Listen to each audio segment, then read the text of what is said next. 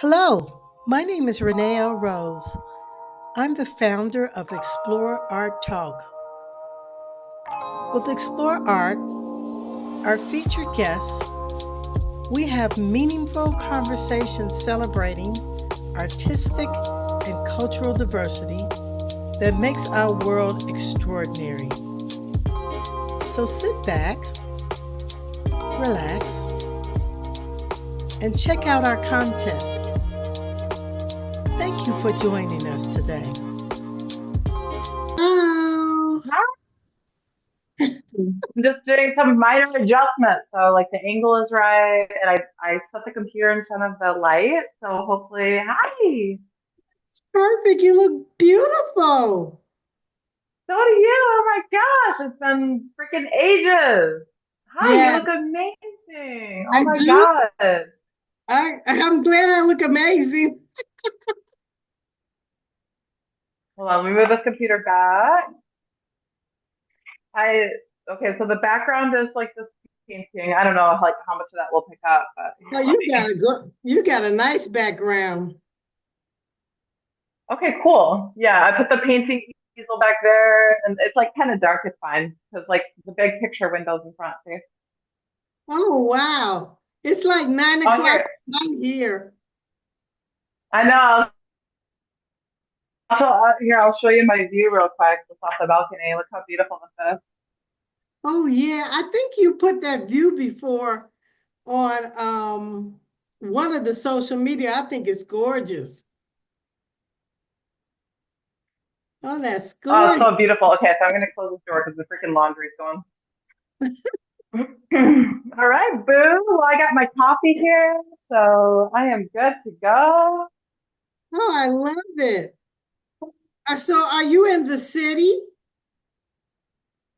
Yeah, so I'm in Siem Reap, and the city itself is like pretty calm. You know what I mean? It's like for as international as it is, it's pretty small. I can't remember the population off the top of my head, but Is it I small? am in. Is it I'm small? sorry. Is it small like Detroit or, small? Actually, let me look up the population real quick because I I wouldn't know just the population of Detroit. I'm just trying to think when you say small, what kind of small do you mean? okay. So small as in Like St. um Louis, you ever been? population. Have you? Populate. Wait, is this really true? Population is 139,000. I don't know what that. Dude, me neither. Like honestly, but it's not It that wouldn't. big. Let's just say Yeah, it would be like a that. small town. It'd be like maybe Yeah, Naperville, maybe yeah. It's Naperville. like the second largest city in Cambodia, but it is yeah, it's still relatively small. But the neighborhood that I live in is called Spaidankam, so it's a little bit outside of city center. But it's Oh, really cool because it's surrounded by cafes and restaurants, but it also is surrounded by local families. Like right outside my house are wooden houses and like cows. Like the cows are literally in the path right there, and wow. chickens, and like, yeah, even though it's like a nice hip neighborhood because there's a gym right across my path and there's like Mad Monkey Hostel right there. So we do have hostels like close by where but luckily they shut down at like 11. It's not a big deal. Other than that, it's just like it's pretty quiet except for this common thing in Cambodia, which is called karaoke. Shitloads of karaoke. That seems to be in a lot of Asian countries. They love Yeah. karaoke. Do you ever Yeah. go to karaoke? Well, not really. Like, I do not like karaoke. I'm not like, I don't know. Are you like karaoke? I've gone before. I mean, I don't do it here, but I think it's fun. It's a nice Yeah, activity yeah. for a group of people to do. But they love it. I mean, that's like their favorite pastime. Yeah, and I mean, they rent the huge speaker, and there's something really interesting about Cambodians is that they don't really have a volume button. I mean, I'm serious. Like, it's all the way up, period. and everyone talks about it. It's just like, especially if there's, well, historically, if there was a wedding, like historically, they would play the music really loud because that would alert the neighbors in the countryside if there was a wedding or a funeral. So that for some reason, they still do that, like their families and stuff. So obviously, the karaoke is completely different. That's just like partying. But like with regard to the weddings and funerals, they usually last like 3 or 4 days. And so the expats are like banging their heads on the wall by the end of it. They're just like, oh my God, because it starts at 4 in the morning and it's like volume 10, and it's nuts, I know. For 3 or 4 days. When that funeral music gets cranking, then you're not gonna get sleep for real. Like oh God, it is so funny though. All the little quirks and stuff, but like when other people complain, I'm like, really? It's mostly like the jerks that complain, you know what I mean? Because it's just like it's part of the culture. Like, how are you gonna complain? Like, yes, we all know it's noisy, but yeah, all that to say, my neighborhood's like pretty peaceful and really green and quiet, and sometimes the dogs are a little bit annoying walking home at night, but yeah, it's cute. So So, where did you grow up in the United States? in the US, I grew up, that's a great question. I mean, it's so classic. But I grew up in Michigan, Yeah. super Midwest girl. In Michigan, I grew up north of Detroit, east of Flint. Okay. So Okay. it was, yeah, like super homogenous town. It's still a population of a little over 5,000. But I grew up on a farm on a dirt road. Unbelievably, my parents' road is still a dirt road. Oh, So, right, like it's kind of weird for the US. There's a lot of dirt roads in Canada and stuff like that. But so all the roads here are dirt. Like as soon as you turn off like the main roads, it's dirt roads. So I feel right at home. Um, but yeah, I grew up in like Davison, Michigan, which is just east of Flint, and yeah, I know where I that's just at. I have an aunt and cousin that live oh there. I know about, yeah, I used to go up there all the time when I was younger. So I know. yeah, yeah. I loved my upbringing because I grew up on a farm. My dad is a farmer and he built our house and he built like 5 barns behind our house. And like Oh, my dad still burns the trash. And so there are some interesting parallels in my own personal life. Like everyone burns their trash here. I live on a dirt road. I'm growing up around cows and chickens, which is how I grew up in Michigan.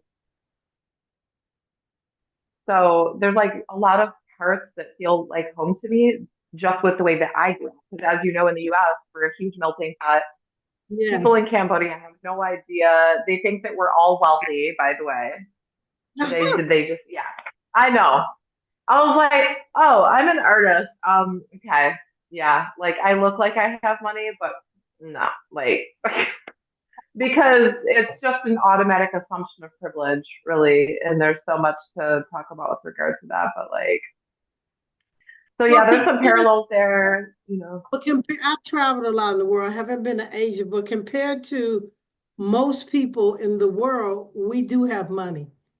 I mean, Absolutely, absolutely, they're living higher than most of the percentage of the people in the world. Because 100%. Yeah, most areas are impoverished. They're not like Europe, and people, are just trying to meet basic shelter, food, and walking miles for fresh water. So I can understand why they feel that way.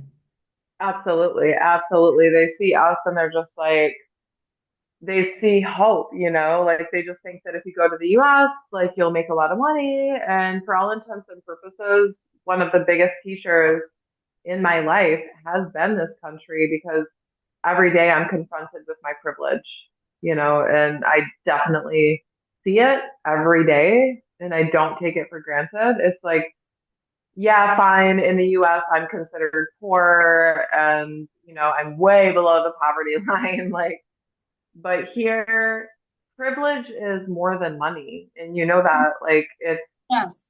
it's circumstance. Yeah, because like I grew up in a middle class, which middle class is being eradicated in the U.S. as we speak.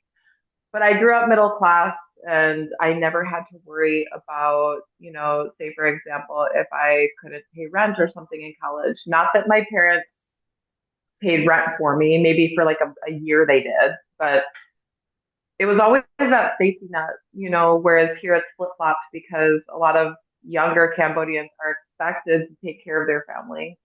So, whereas in the US, the adult takes care of you for most of your life at a pretty younger age, like about like as soon as you're basically start, you can work, you're going to start taking care of your mom and your dad and your siblings, like the family unit, everything, and everyone catches each other here. Whereas I feel like there's more of a celebration of autonomy, isolation, separateness.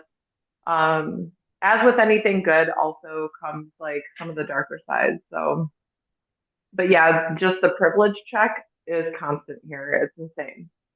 So, yeah. How did you consider moving to Cambodia? How did that come about? Well, interestingly, because I was an art major at Western Michigan University, which isn't really, as I'm sure you're aware of, a centralized art school. They do have a good art program, but I pursued my painting and my communications degree. And one of the foundation classes was Southeast Asian art history, which I knew nothing about. I just signed up for it, and I was like, okay, cool. Like this is one of my electives to get my degree. And so one day the professor, her name is Mary Louise Patton, she put up a slide of Angkor Wat, of herself standing in front of Angkor Wat. And I was literally blown away. I was just like, I've never seen a temple like this, a place like this, a space like this.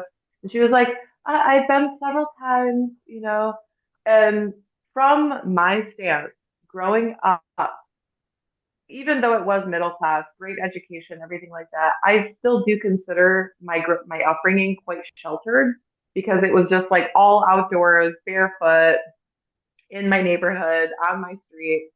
And even going to Western Michigan University and studying the temples of Angkor Wat, my eyes were like, what in the actual Yeah, hell is that? because, You know? yeah, of course. Yeah, it's a totally Like different I world. absolutely. And my family growing up, we didn't really travel that much. Like, and we also had the standard American diet. It wasn't unhealthy, but it was like pork, vegetable, whatever. There was nothing organic. There was nothing exotic. Like, we Yes. didn't, Yeah. no one really had that stuff. So I was just like, cool. Farthest I ever traveled was my parents brought me to New York City. And I was like, okay, I'm moving there one day for real. Like, that's it, period. And, but then I studied temples and just like Southeast Asian architecture. And I vowed, I was like, I'm going to go to Angkor Wat one day because this place is wild. And so in 2015, fast forward, I had a friend that was in Thailand. And so I was like, well, when I come visit you, we'll just jump over to Cambodia.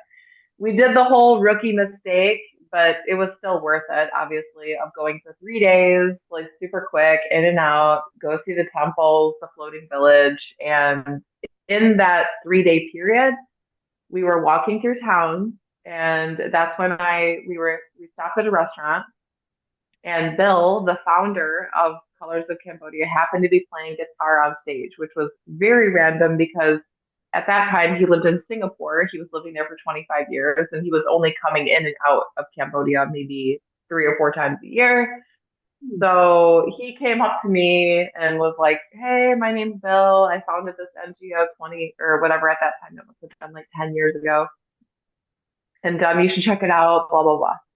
So next day I was walking through town. I look up, there it is. I was like, dude, are you serious? Like, there's so many amazing serendipitous moments here. But when I stepped into that NGO was when a lot of things shifted for me because I saw the caliber of the artwork that these young Cambodians were making.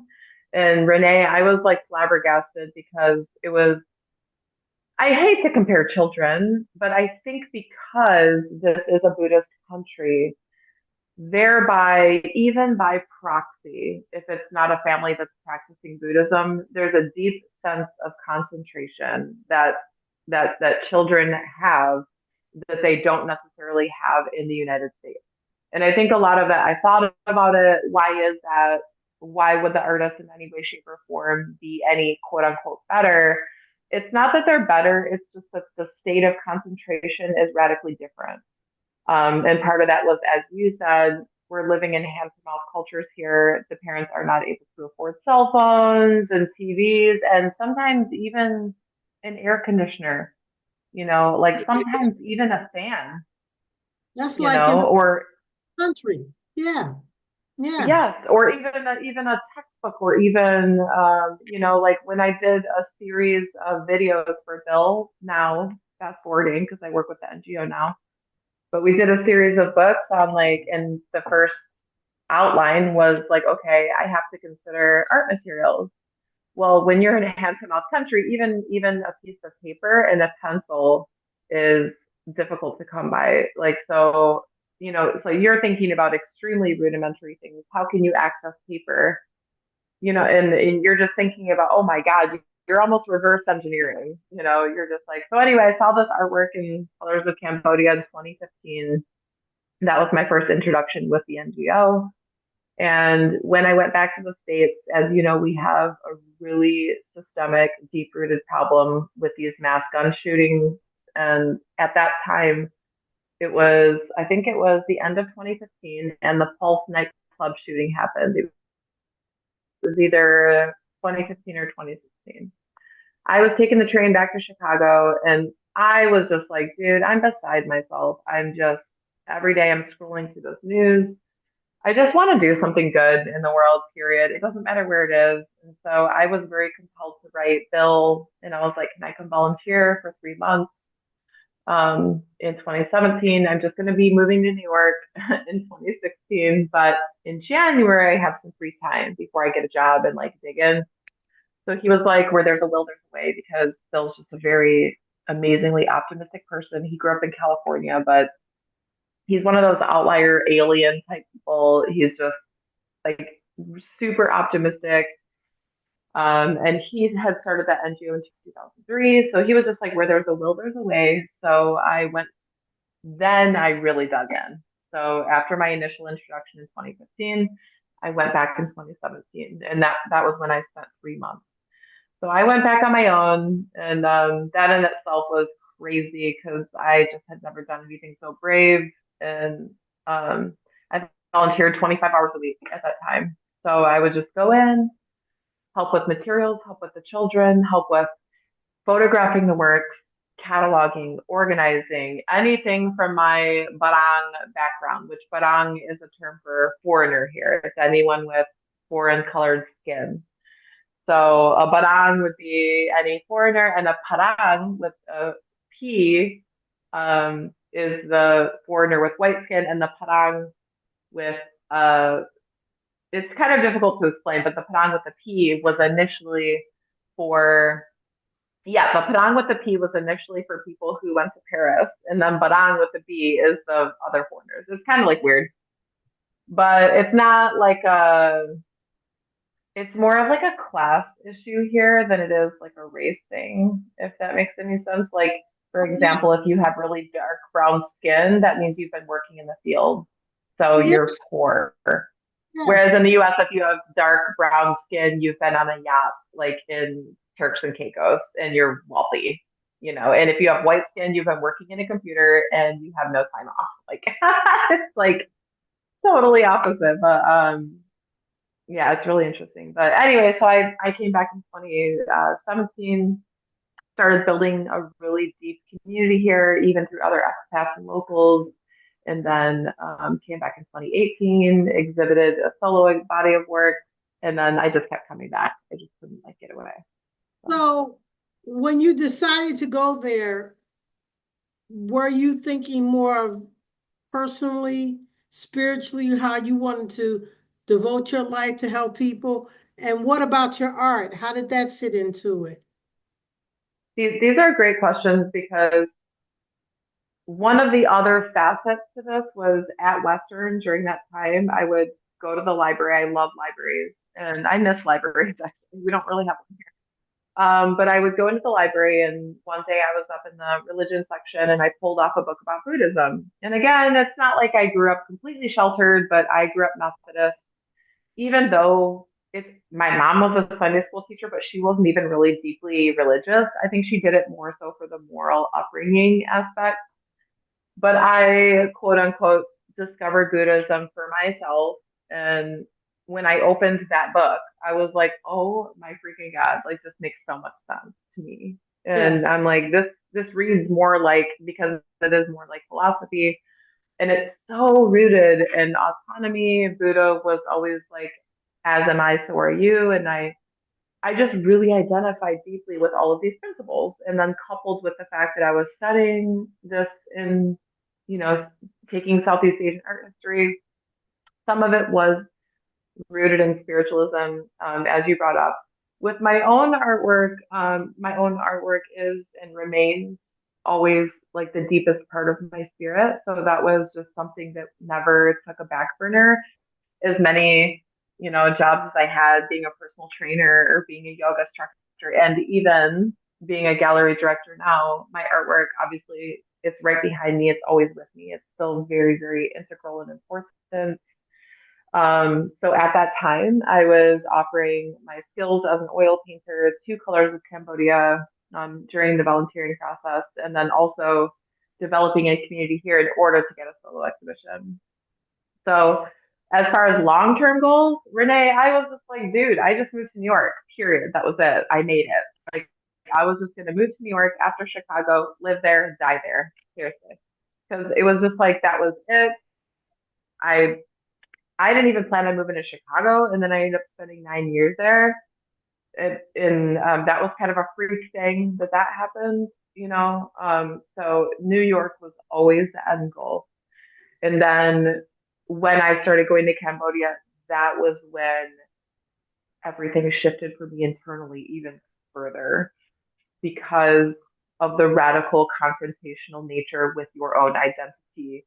Being in a place that checks your privilege every day, being in a place where, oh, I used to have this idea that I was going to be a famous artist and I was going to change the world. And in effect, I feel like I still am doing that, just in a different way.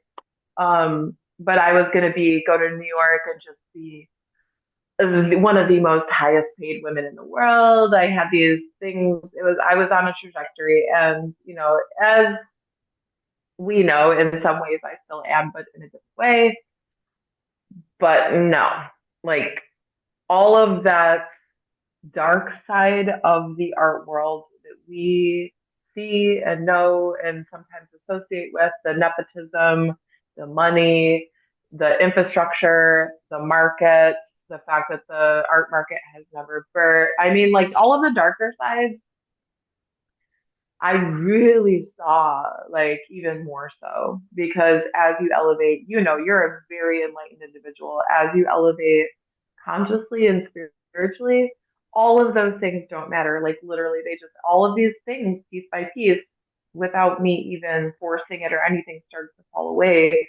Because when you're passing by a father who's rummaging through the trash and his child is sitting on top of the cart waiting for him, you recognize, and that's an image I can't get out of my head. I just saw that 3 weeks ago.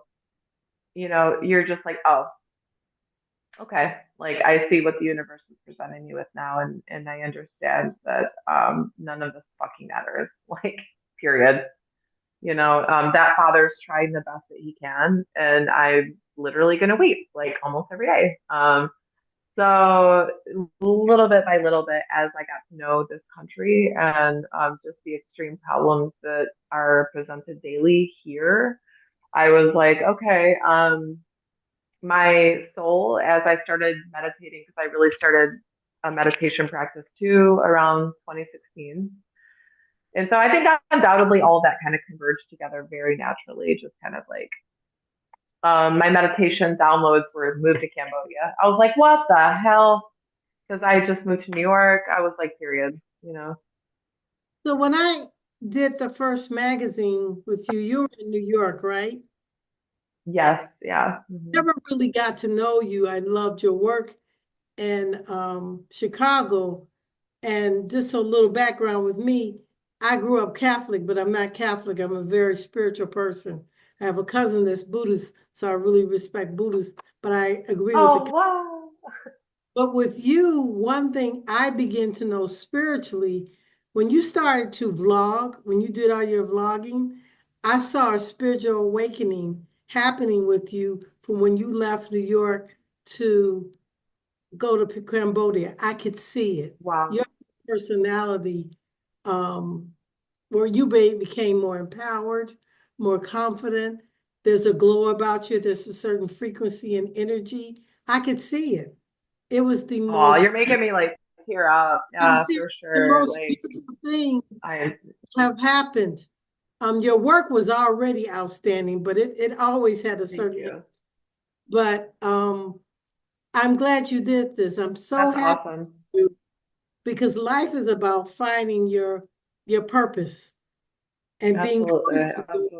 with who you are and what you are and where you are. And you've done it at such a young age. Sometimes it takes people younger. Some people never find out. So I'm so proud of you. I'm so happy for you. Oh.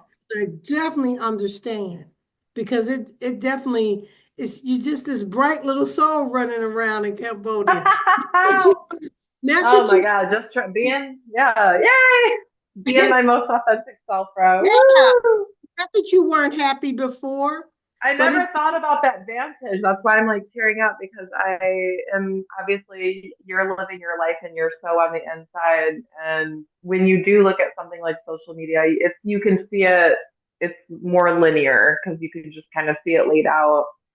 But even learning the Namo Tassa prayer and getting deeper into my Buddhism and then starting doing that on social media. I only started doing that last year, but like the prayer, like this white girl out in the temple saying Namo Tassa, and I learned that from my ex boyfriend, which that in itself was a dark place.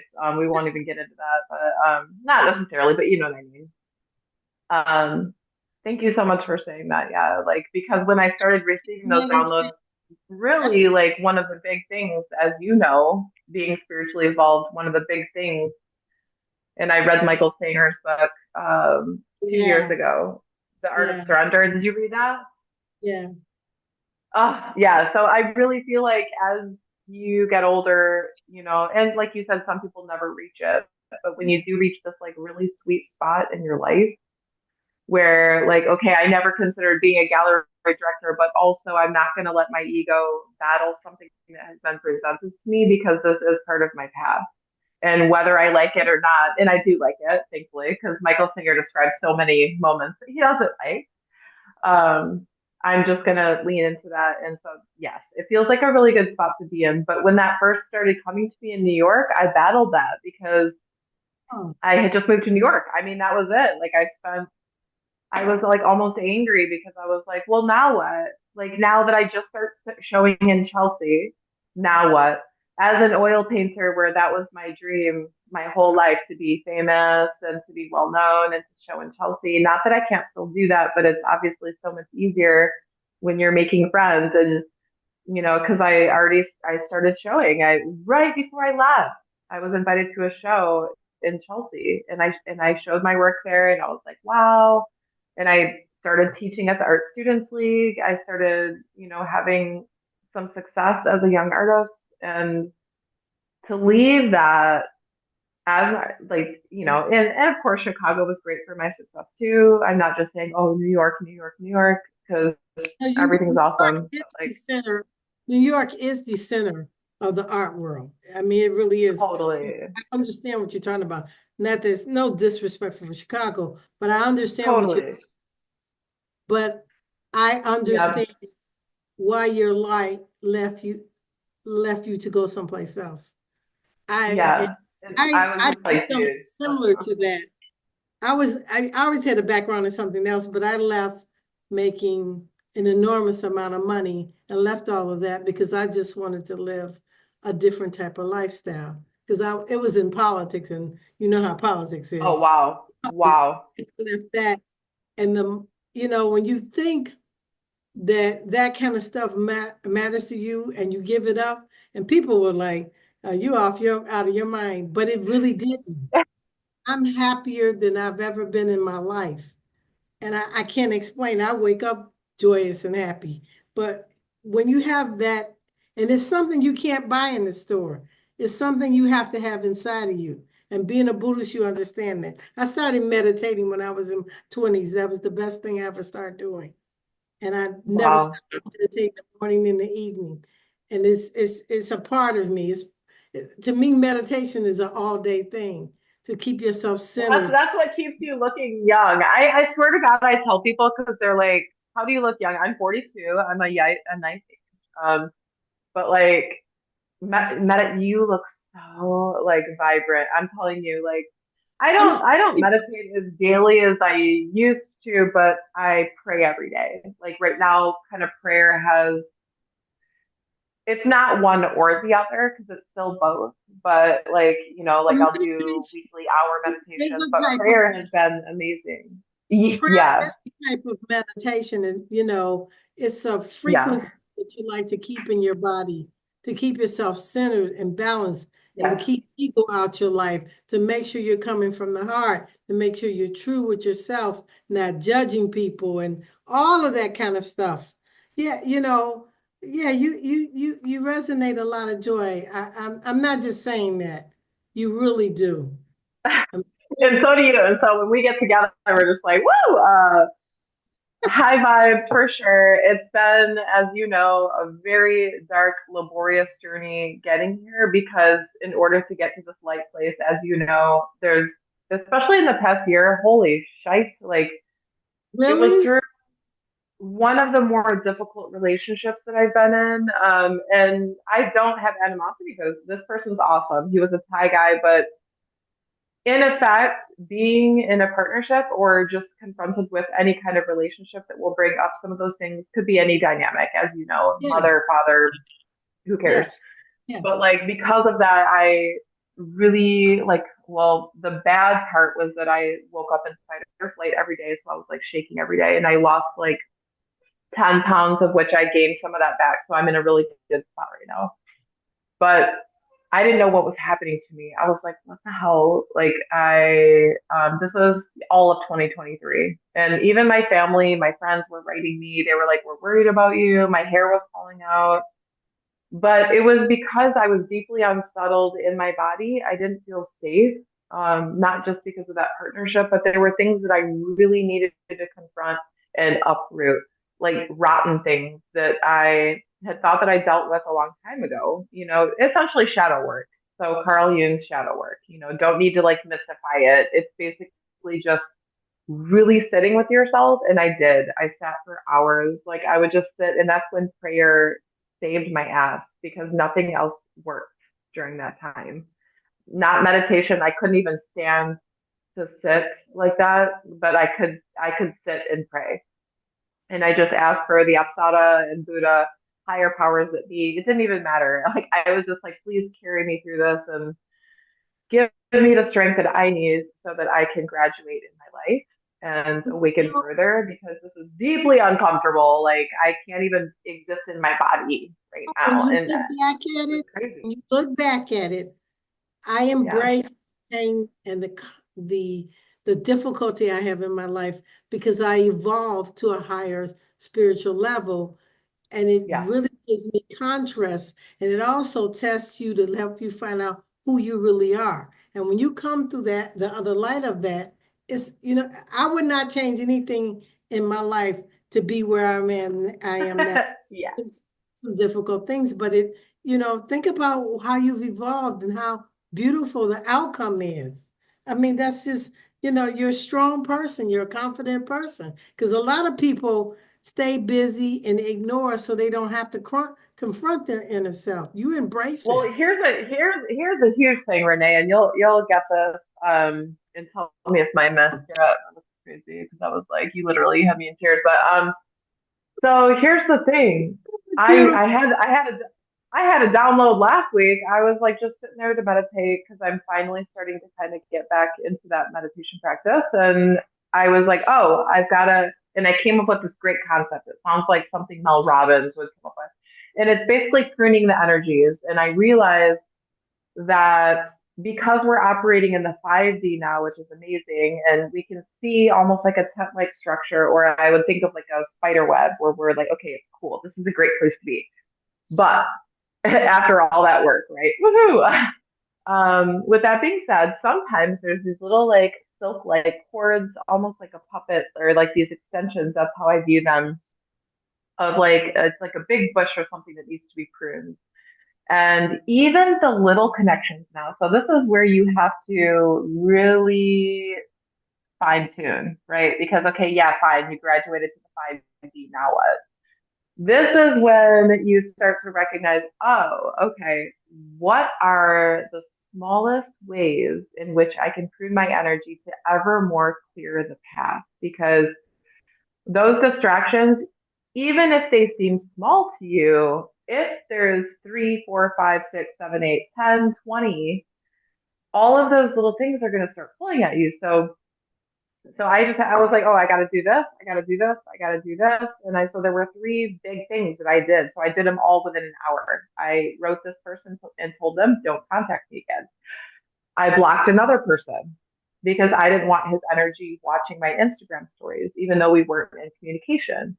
So these were just like threads, connections. Even if someone's watching you, that's a thread.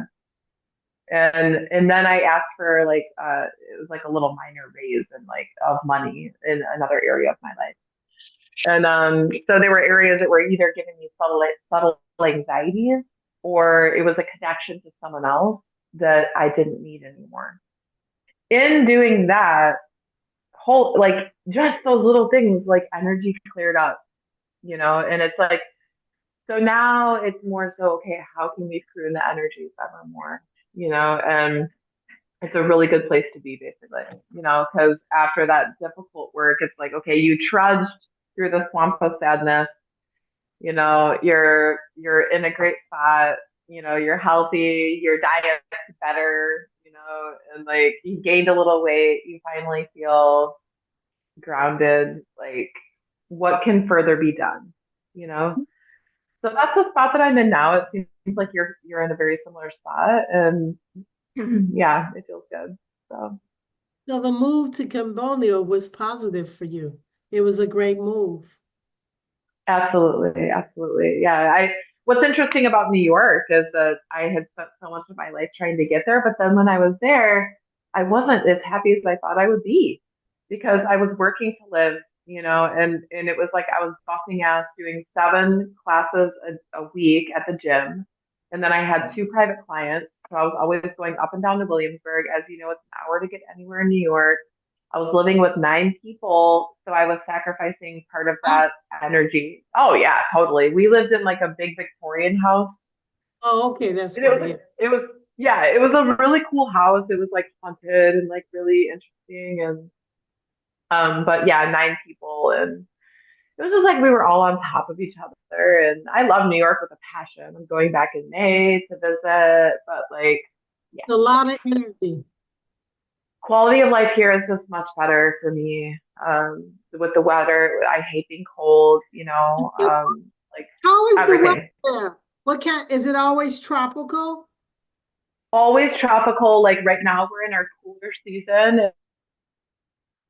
And so it's about 85, 90 every day. So that's our cooler season. And then hot season is virtually unbearable. Like like my sister and my mom are coming in February. But hot season is March, like end of March. Okay. Yeah, March, April, May. Rainy season comes in about August. July, August, September, October, and it rains every day. It's awesome, which I love because I grew up loving thunderstorms, so I'm obsessed.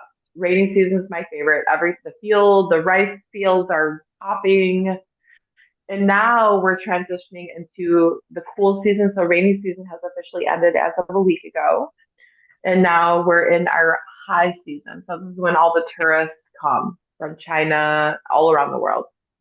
Okay. So yeah, so we're entering into our busy season, our high season right now.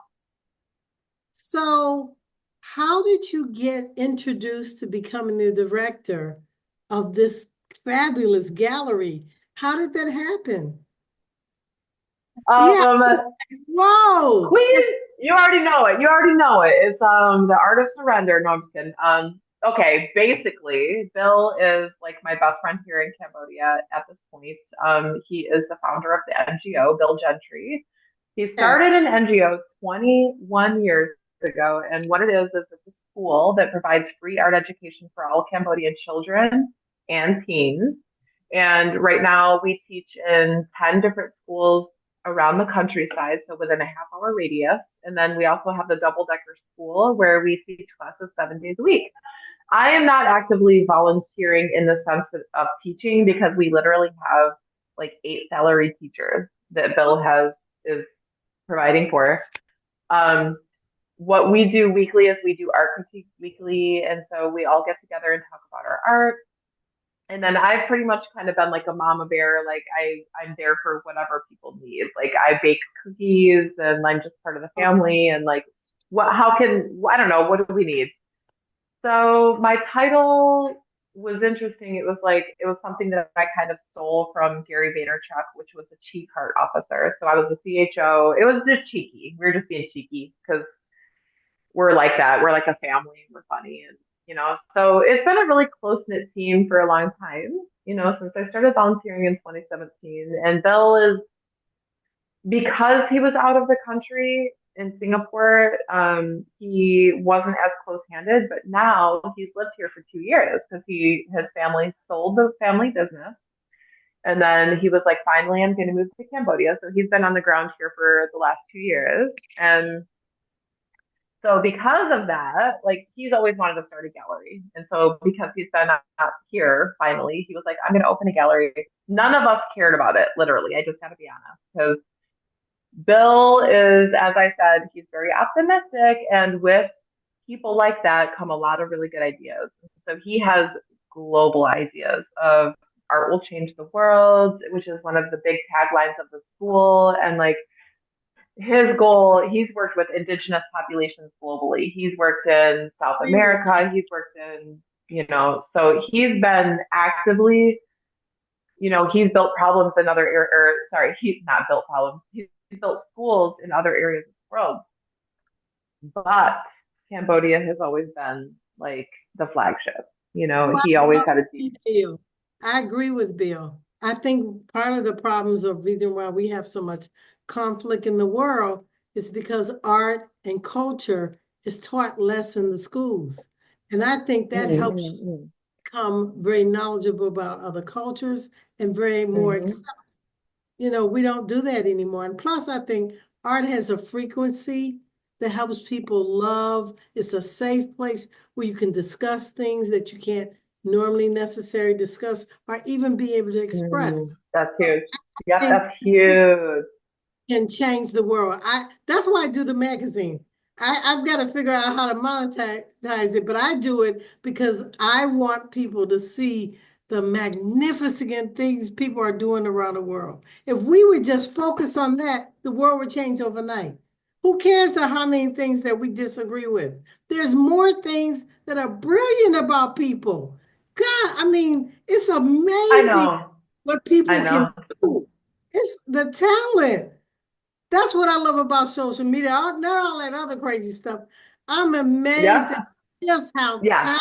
talented the universe lets people And yeah. And also thank you for saying that because I feel like so many people are quick to villainize social media. And I'm the first person who's like, dude, like oh, you can't love villainize it. something that's not even human. Like it's such an amazing platform. Anything can be used for good or evil, period. And like even AI, I'm not mad about AI. Oh Like no, I love what who AI. cares? Like, oh Yes. yeah, I know. I'm like, we're just gonna use it as another tool. And plus, human beings have been working toward becoming robots for a long time. All right, so anyway, we can talk about that for ages. like Actually, that's like I do consulting for an AI company. We teach the computers how to respond to questions and mathematical formulas and everything. So I've been doing that for a that's year. so crazy. Yes, Wow, actually, that's awesome. because I'm a technical writer. So yeah. So obviously I No, love that's so AI. cool. Yeah. Yeah. Yeah, I'm not bothered by AI. I know it's like a little segue, but I have a friend here. She just gets up in arms, and she's another artist, and I love her to death. She's one of my close friends. Mm. But it's like I think that it all comes down to like when artists feel threatened. For me, it always comes back to the baseline where it's like when we live in general in that competitive mindset is when problems arise because we're thereby creating duality, period. It's very simple. And that's when you're operating in the 5D, you can see it very clearly. It's like I don't live in the competitive mindset because what I have to offer is completely unique. And yes, times they are changing because they always have historically. And this is just part of the human process of evolution. And historically, people were terrified. They were terrified of the internet and of telephones and of who the heck knows what else, the motorized Elec- vehicle. Electricity. But Totally. I What's the come light from the bulb? I come from the feeling that when the universe means for you to have something and it's meant for you, there is nothing that can stop it. Nothing. When you're aligned with Absolutely. the universe, it's meant for you, it's going to happen. Nothing else can stop it. So you told Bill that you would be the director of the gallery, or how did that happen? Okay. All right. So Come what happened on. was I went through yet another heartbreak. Yay. No, okay. So anyway, after my recent heartbreak, I was with a guy for a year. God bless him. God bless the next person too. I'm joking. He's a wonderful human being, but after that breakup, I was like, I'm going to take Mel Robbins' advice because I think that human beings often, we always have to go through periods of reassessment, right? Period. Just it's natural. So it was just one of those periods of my life in March of this year where I was like, okay, I want to change my life again. But that's an overwhelming task. So I got this great piece of advice from Mel Robbins where she says, if you want to change your life, don't be overwhelmed. Look at each of your habits and start to slowly change each habit. And so down to like, where do you get your coffee? Like, big deal. So anyway, I started slowly changing my habits. I picked up yoga, teaching yoga again. I just said yes to things again, because I was just like, I'm coming back. And I also said yes to money because I was like, the bank account is getting a little bit low. So Bill and I had a meeting over coffee, and I said, look, maybe I'll pick up like what can I do, to make a little scratch, for what how can I help out? And he was like, well, why don't you pick up some hours at the gallery? I was like, sure. At that time, we were actually going to be closing the gallery in a matter of who knows, because it was just an experiment. So, and it was we're renting through the FCC, which is a very well known hotel in town.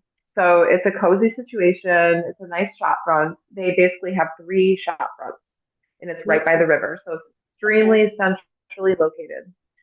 So I was like, sure. So I took a few hours at the gallery, and then, but I'm insane and I'm obsessed. So as you know, I was in the art background for 9 years in Chicago, 3 years in New York, including working for Tony Fitzpatrick, working for Wesley Kimler, working for Steve Conrad, all of these like famous archetypal artistic figures, and managing a multi-million dollar art collection for Carl and Marilyn Toma in Chicago, and showing with galleries and learning how to deal with collectors. I mean, basically, what I'm saying is, as an artist managing my own career for over a decade, I had very unique experience that all kind of fucking came together. Like it was all merging. So when I walked into the gallery, I'm like, oh, hell no. Because I'm also a perfectionist in my own career. I was like, we got to change the way we hang the work. We need candy and flowers. We need to read the room, basically. We need people to feel comfortable and cozy and like they want to stay. So little by little by little, I even got business cards that said chief art officer because I was like, whatever, like I don't, you know, the gallery's closing. And then Bill and I had a meeting and I was like, I'm going to have a solo show in January. And he was like, cool, we'll just close the gallery after that because it'll be after high season. So, but the Christian Developers Gallery 2 doors down was like, we're going to move out. And they were a very nice gallery. They had built up pillars, columns, and it was basically like a legit gallery, whereas the space we were at was more like a clothing store. It wasn't really like set up. It had like a Yeah. step in it, which I hated, and it was just like, eh. Even the owner, I know this was an interview, but I think that there were things basically said that were like, oh, I don't like that kids gallery. Like we were very misrepresented, and people didn't, they couldn't see the NGO for what it was.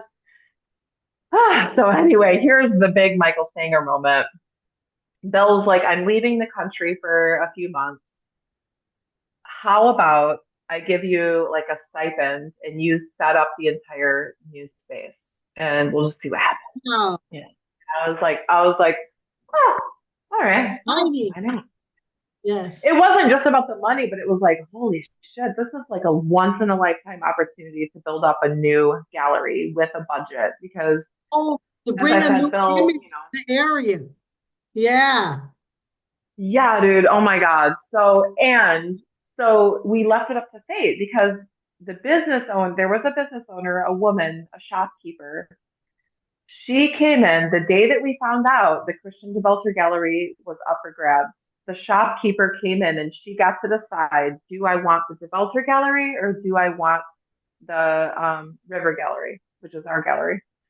We left that up to them and we had our fingers crossed because it was their choice, which space they wanted somehow because we were kind of just hoping that they would take our space because we wanted the other one, you know. In the end, the woman, after they made all the measurements with the tape and, you know, they were like, yeah, we want this space. And we were like, oh my God. Like, it was just like, woohoo. So anyway, Bill left town and then I contracted a carpenter out because I was like, well, I can do this however I want.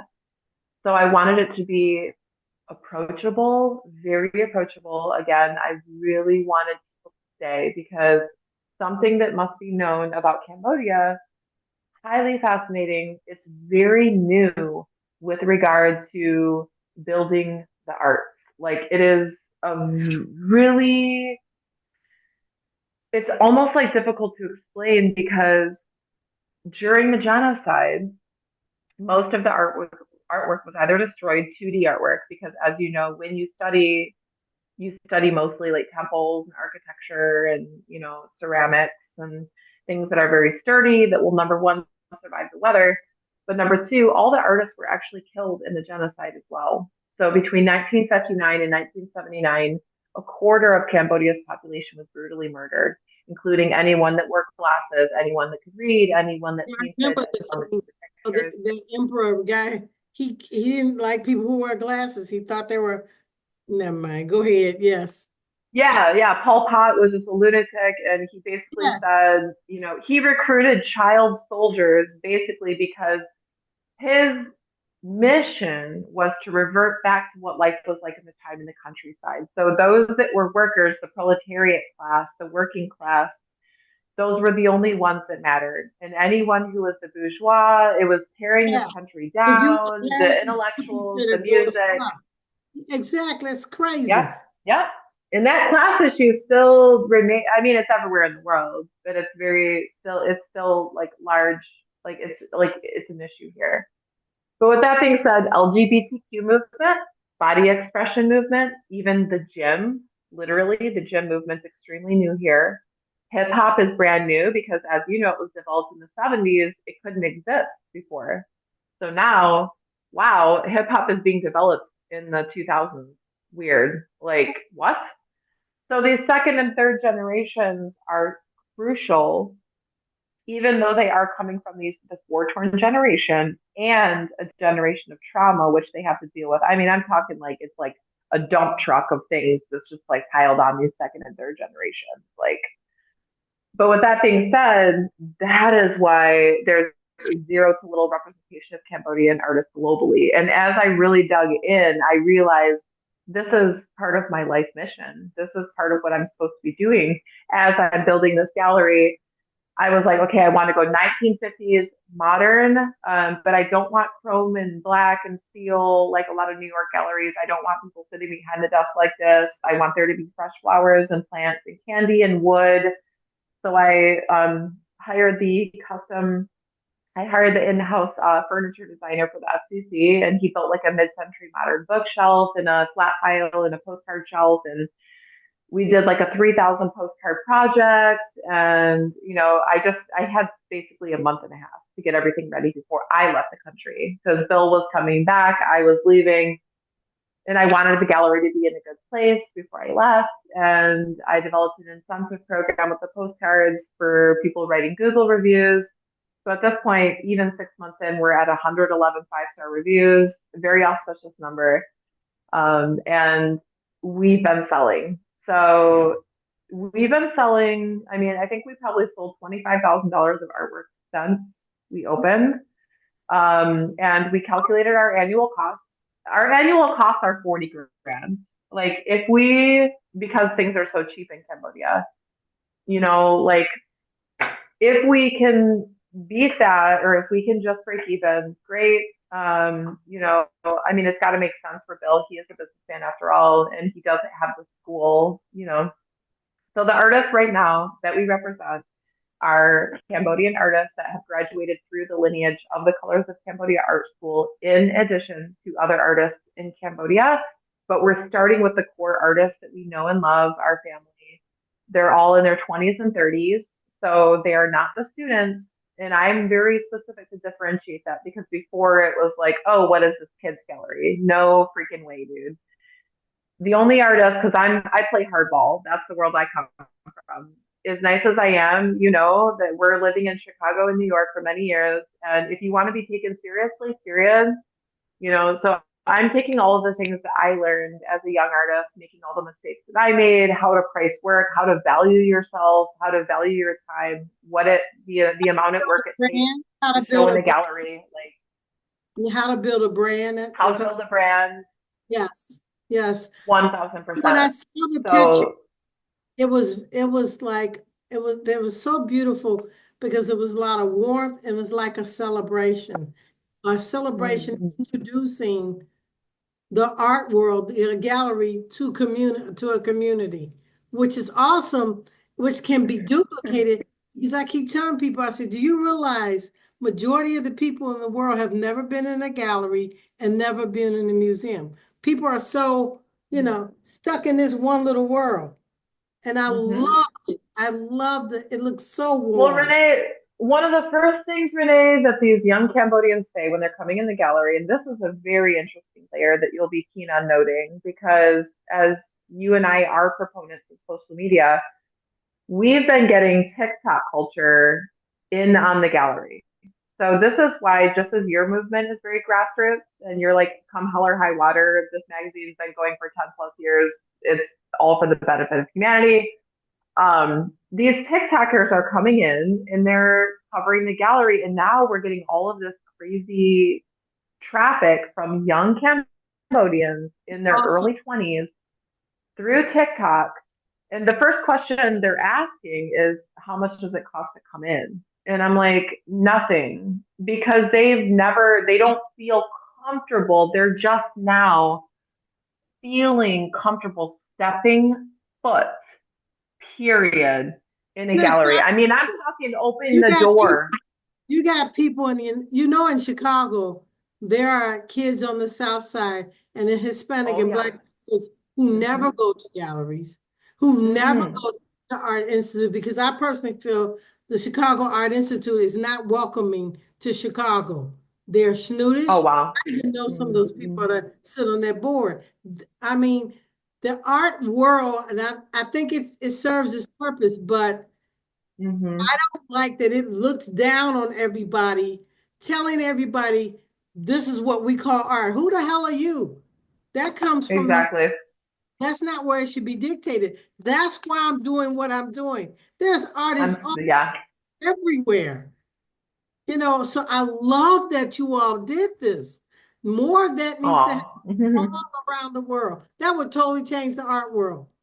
And people, the Gen Z, look at the art world in the United States, because I Oh, got yeah. some young students working for me. They think differently. They don't want to go into that system. They want to change it. And the stuff, Absolutely. yeah, I they have do. so much belief in this next They do. generation. and so many people are quick to vilify this, like, oh, they're lazy, oh, dude, No, you no, stop. Like, no, you need to no. stop. Like, just No, but because what a things lot of and times are changing, yeah, you. Here, I'll give you the perfect example. It's a little bit rerouting, but with this river gallery, there is a certain malaise that exists over Cambodian culture, and it's because of the trauma of the war. And it really is oh similar to the kids in the south side of Chicago. Kids that have never set foot in a grocery store, which I did not even know about until I lived in Chicago. So when I was working with Embark, remember? I don't know if you know Imran Khan, but he told me, oh yeah, we have food deserts here. What? oh yeah. Okay, anyway, now I'm diverting. But a lot of that culture is the same here because these kids coming from a war torn country that is very impoverished. Their parents are tuk tuk drivers. They're on the verge of losing family land. They're taking care of their family. They can't afford school. There's a whole set of different problems here that are very similar to even the kids of South Chicago. With that being said, even as a young artist, not knowing how to price your work, like for example, Narak said, "Oh, sister, he painted this gorgeous piece. It was insane. Like you would love his work. I'll show you. I sent you some examples." He was like, "Sister, I was gonna price this work. I was thinking 850." I was like, "Oh no, no, Narak, no. We priced this work at 2750." And he's like, "Because first of all, average Cambodian wage is 200 a month. Okay, so that's wow. Like so for these kids, and they're making a modest salary, you know, not like a Western salary, but they're making a appropriate salary. So I was like, we're pricing this work at 2750. So we had these collectors that came in from Raleigh, or they were from around Raleigh, North Carolina. They run a business out there. This was about 3 weeks ago. They said, even though this work isn't uniquely Cambodian, there's nothing really Cambodian about it, except for the fact that a Cambodian artist painted it. It's deeply spiritual, and we're going to buy this, and we're going to buy it for our daughter, and we're going to buy it because we believe in the cause, and the work is beautiful. And for me, that speaks volumes because one, an artist, if they do decide to become an artist here, they will typically make paintings of elephants and temples because that's what sells. That makes sense. It's just, secondly, there's a fear for artists to become artists here because the parents will often discourage because they watch their brothers and sisters die, from becoming artists. But third, there's a deep malaise that lies over these second and third generation artists where they don't feel worth it. And it's not just the artist, but the culture at large, where like, can I even come into this gallery? This looks elite. This looks expensive. Am I allowed? And I'm like, this is not a fucking club, and it never will fucking be a club. Excuse my language. This is not a club. This will never be a club. You The art, are so important to this movement. You are what makes, and I'm telling them, can I get you a water? They will not even accept the water because they think they have to pay for it, and they think that they don't deserve it. Anyway, going back to the Narak painting, that's this painting, what you this painting of Narak sold for, I think it sold for like 2250. The painting of Narak sold for 2250, and I got to call Narak. This is just coming full circle in the whole thing because I got to call Narak. This is the best part of the job so far. And just being like, brother, you know, telling a young artist who's going through depression or who's going through problems, whose parents split up and whose dad's a tuk tuk driver, and the fact that I'm very intimate with these issues, and telling him, brother, you just made, you know, we do 50-50 split because we're operating just like any gallery in the world. And so that's a learning experience in itself. And 50% goes to the NGO, 50% goes to the artist. And Narak is like, holy shit. This isn't about money. This is about renewal of faith. This is about the fact that you can make a livable income in the arts. It's not just about like, because I'm like, Bill, great, we have a school, how wonderful. But once these kids are equipped, the infrastructure of Cambodia at large is not set up to support artists. There are zero to little programs in the schools. There's very little, like any academic programs after that. yeah. the So what do you infrastructure do? of the art world is not supportive to support artists. There's no way there should be all across. I got just what you just said is many people in the United States feel the same way. Most of the artists that are artists in Chicago never go to the top galleries openings. Never. I mean, this is not, this is, Yeah, yeah, the art world supports this mess. So what you do, absolutely. I want to Absolutely. see, I feel like Bill, I'm very idealistic. I would like to see the young people coming up and what you're doing to totally reshape the whole art world. And that's why, Renee, as much, and I told Bill this because I'm also educating Bill, even though he's 65 and has a lot of experience, like Me he isn't too. I'm really sixty-five. of this. Yeah, and he isn't really of the art world that even I came from, or whatever.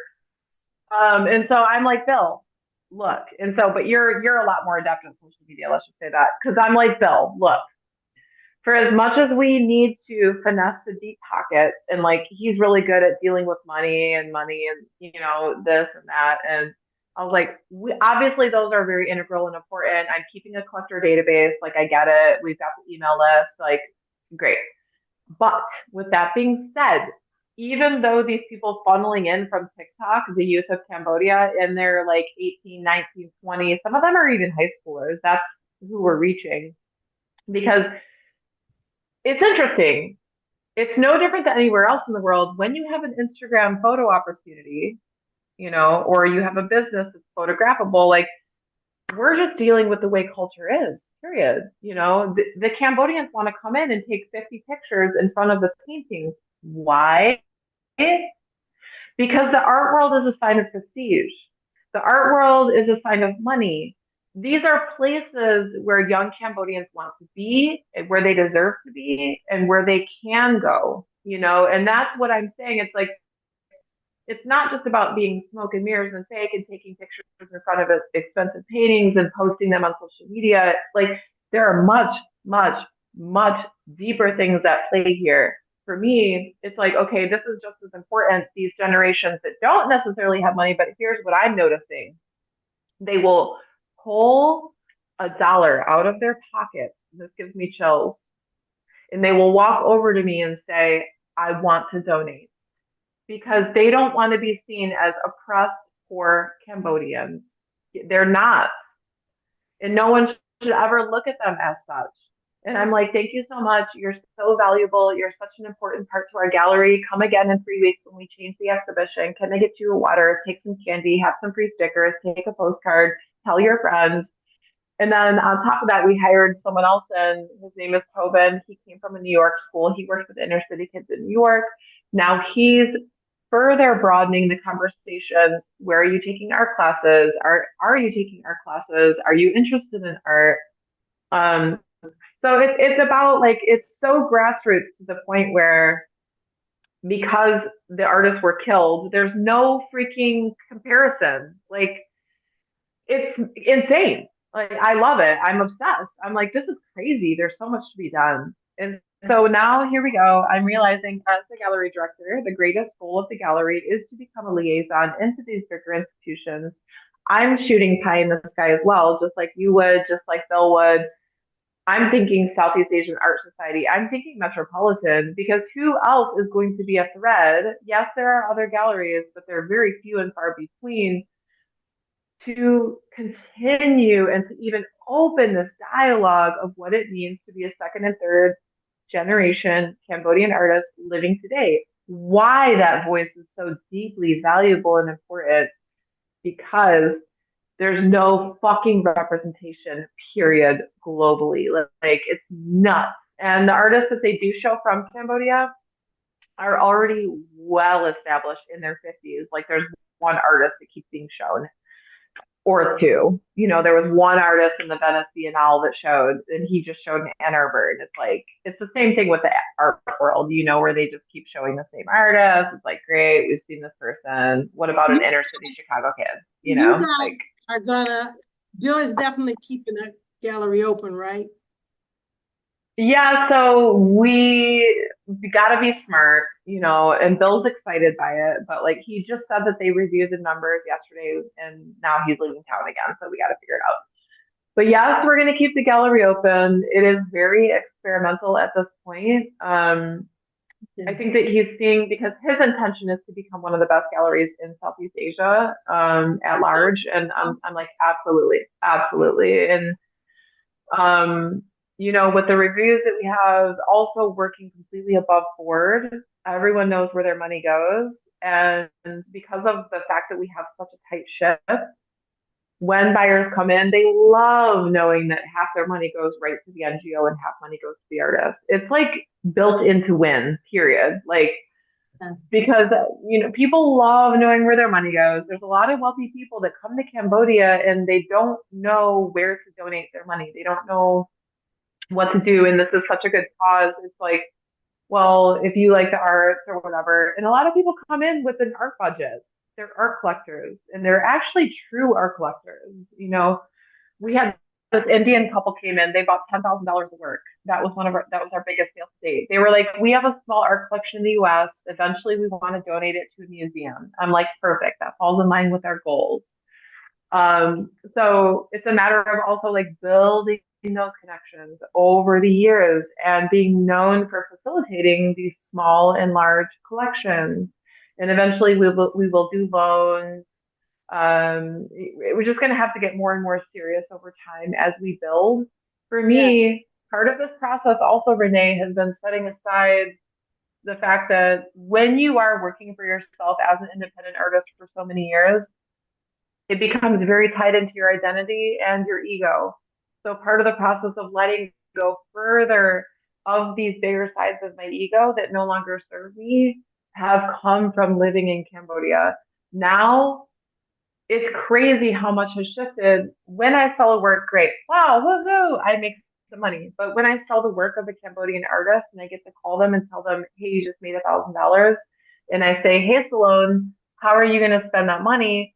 She says, oh, I'm late on my freaking school payment. That's what I'm going to spend my money on. You're like, oh, okay. Like it hits differently. It hits differently to sell the work on behalf of these artists who, like, we're not just saying like they need the money for a meal here and there. No, They we're need to. talking Yeah. they're taking that money back to their families, to grandma. It's just freaking different, dude, and it hits different, and it is higher purpose, and that's what I meant about the whole Michael Singer thing. So when Bill and I reoriented my position title, I was just like, okay, this is just what I am now. It wasn't like it was very natural. It wasn't just like, oh yeah, okay, Julia, I'm going to offer you this position. It was just like this is just what happened. Perfect though. And to do it, yeah, to do It's it with such an institution that is so involved with my heart and my family, who I've worked with for 9 years at this point, it's like there's no better person suited for the job. I know that, because I love them so much with all my heart, and it's like I'll do anything. I'll bend over backwards, I'll just, yeah. And so I can make sales, because it's just like it's so natural for me. I stand in the damn gallery and it's just easy because it's just like you just get chills all day long, talking about the history and the artwork, and it's cool, man. You get people from Saudi Arabia and there, South Korea, Australia, Africa, like the coolest, most interesting people, as like coming into galleries and they're just like, all the gays come in, we love our gay community. Yeah, so the gallery is doing great.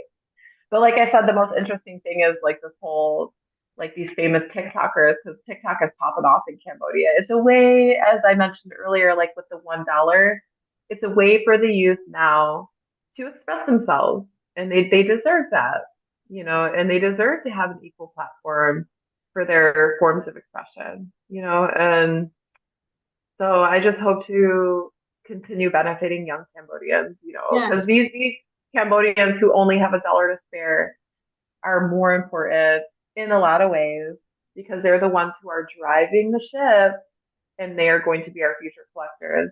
And we I can see. literally I'll have be to build that from the ground up. exactly, Because exactly, another exactly. interesting thing about Cambodia to note is that 70% of the population is under 35 years old.